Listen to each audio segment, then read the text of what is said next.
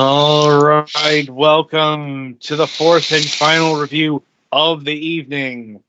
Up this time is Through Blocks. Oh boy. Like, you control two players by the same pressing. Your task is to adjust the situation to yourself so that you can perform all the necessary actions. Oh, Those, yeah, those are Skinwalker sentences. It sounded like a very complicated way of you've got to do the thing to accomplish the task. Yeah, I think they are overcompensating for the fact that this game is very simple and short and shit. I'll be upfront. This game is not good. But its basic premise is you control two blocks on two planes. You know, you got the red block up top, you got the bottom, the green one on the bottom, and your job here is to get all the gems. The green block can only get the green gems, the red block can only get the red gems, and the additional gimmicks, if you will, are, the blocks move at the same time. It's an uncommon premise, but it's not unique. It's to this. I've seen this in like Zelda games before. Hell, I've seen where Zelda does the reverse. The mirror image thing. You move one way, the enemy moves the other way. And I'm also reminded of the good indie game Ibn Ob, though that is completely co-op.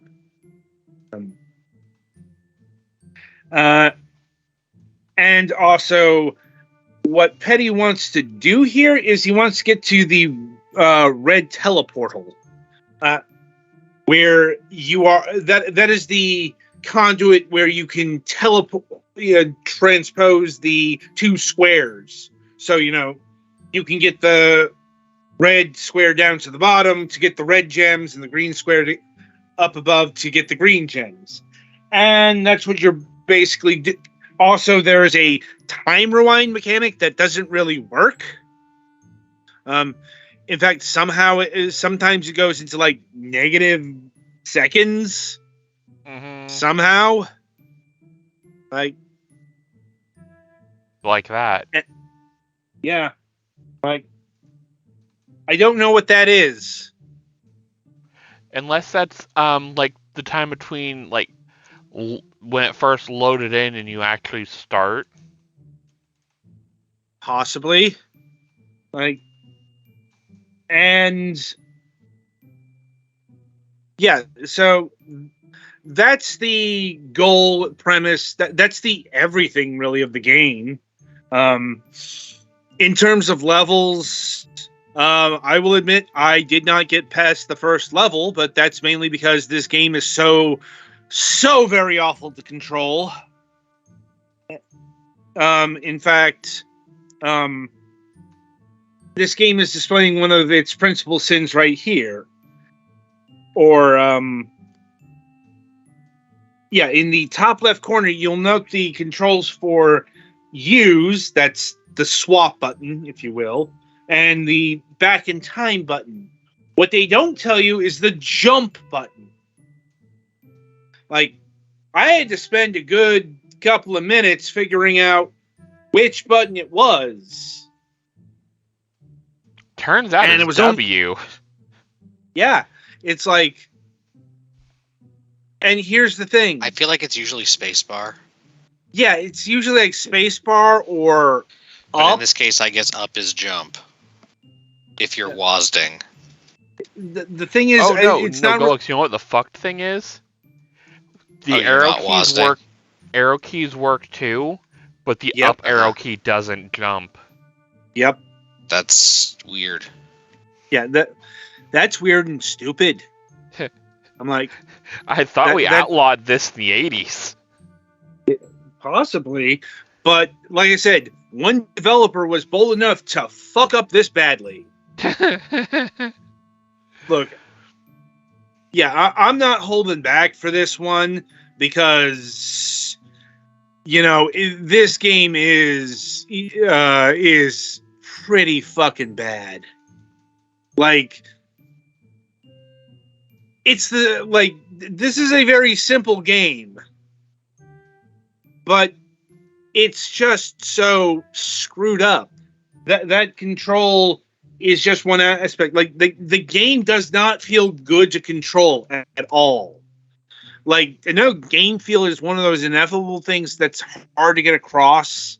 Like, everything is so inaccurately floaty, and also, like, the game design sucks because, like, you start out with this giant, I don't know, I guess that's supposed to be a laser above you, and when you're just testing out the controls, you get killed.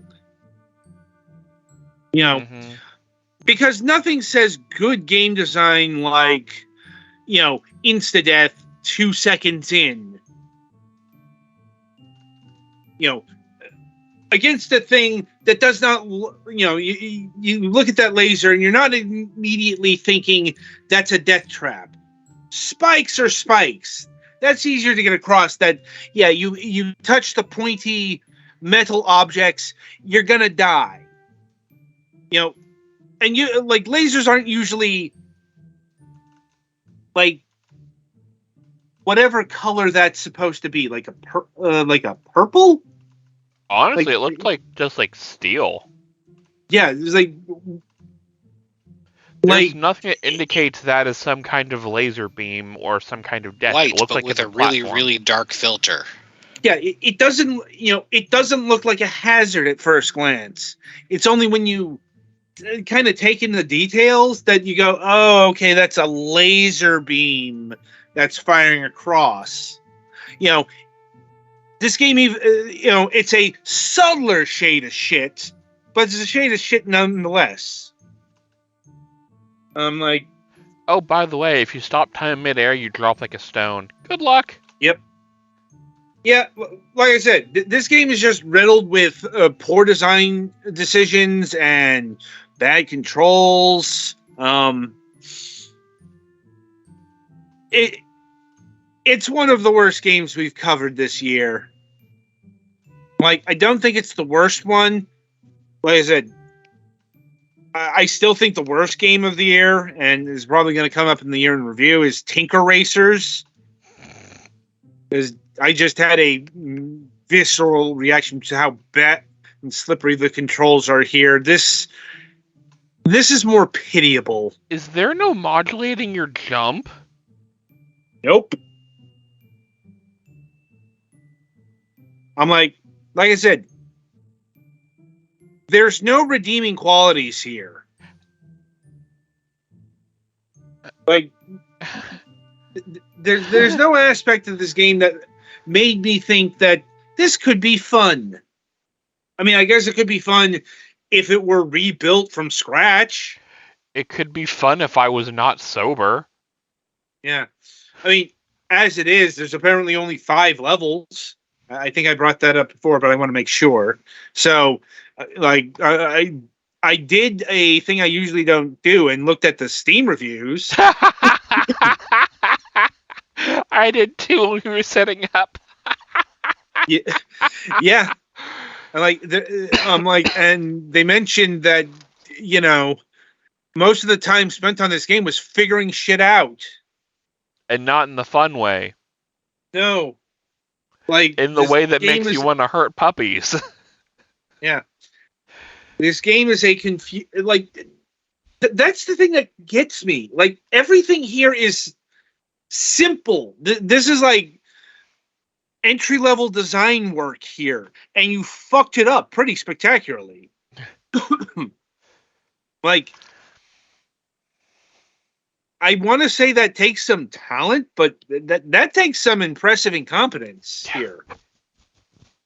Like, now, in terms of pricing, I will say don't buy this at any fucking price.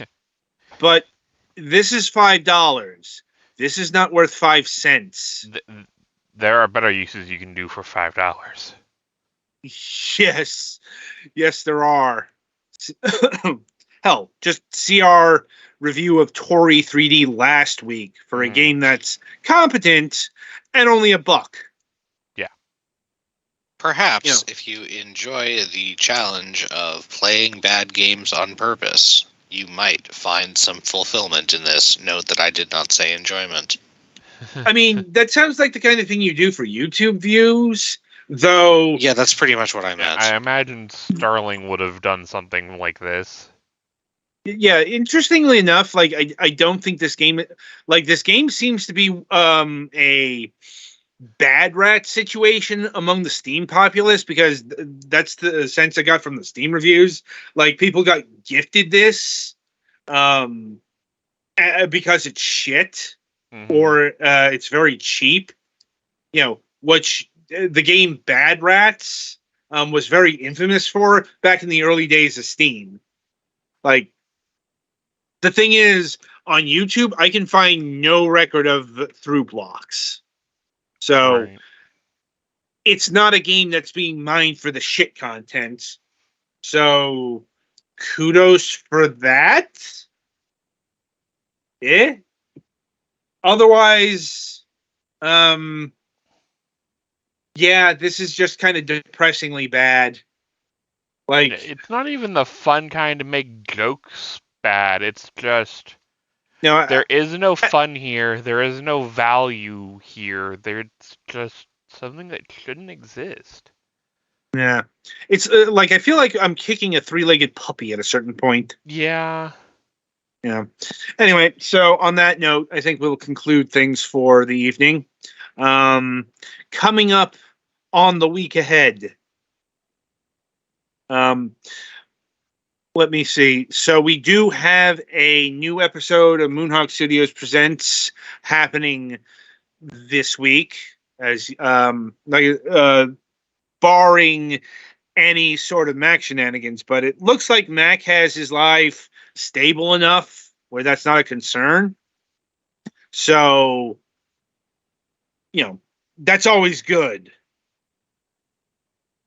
Anyway, so happening on Wednesday, November 8th, we will be having Brad Ostrin of Graphite Lab.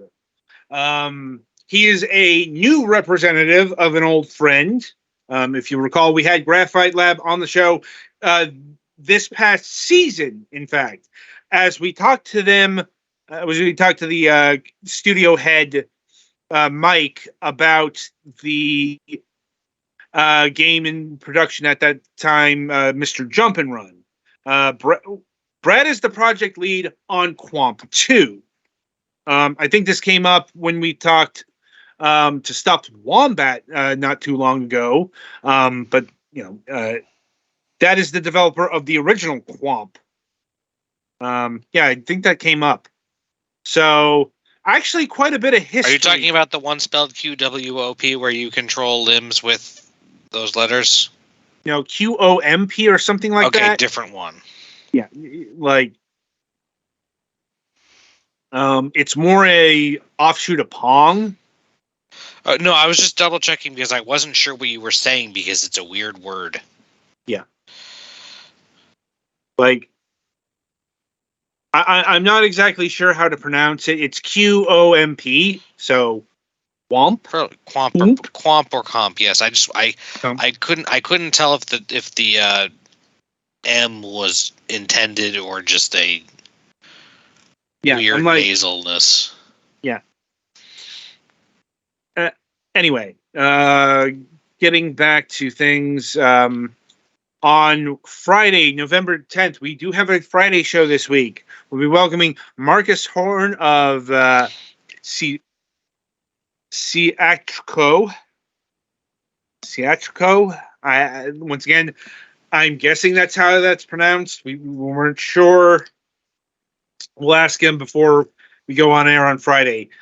Anyway, he is the developer of many a bite-sized platformer, include Tori 3D, Tori 2, Super Kiwi 64. There's a whole bunch of these. We'll be talking about his latest in development work, Tori Saturn, or Tori Saturn Edition. Try to guess what that's homaging. Anyway, so that is the week ahead. And until next time, I shall wish you good gaming.